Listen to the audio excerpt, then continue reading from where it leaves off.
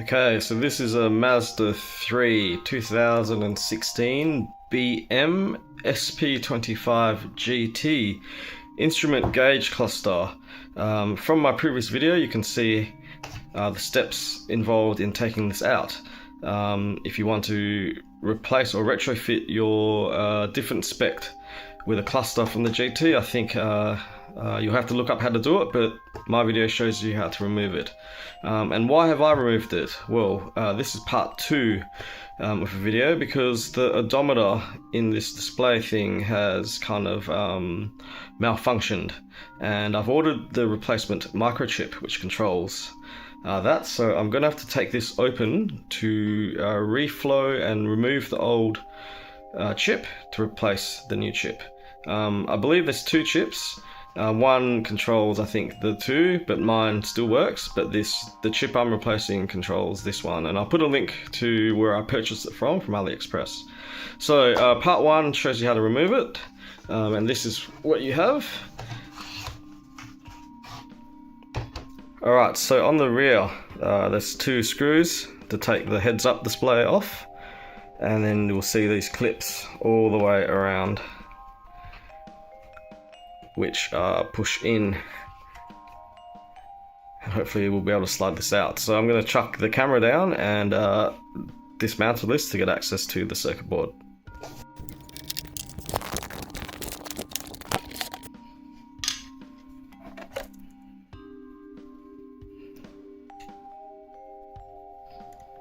So you can just carefully yank that out.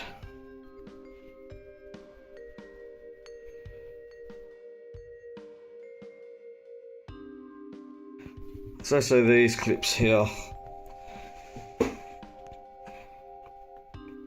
along with these clips, all these clips, but I'm just looking to take the white part off. Alright, you see, once you push these clips in, you can start getting it out. Got to get these black clips as well. I'll wedge that tab, that's the main clip. And yeah, once you remove that, you can pull it off. So I'm just going to put the camera down and wrestle this off. Okay, so now this cover's off. We have access to the circuit board, which I will take off. And this is the chip PT2522-Q. Common fault power chip IC module. PT2522Q, which is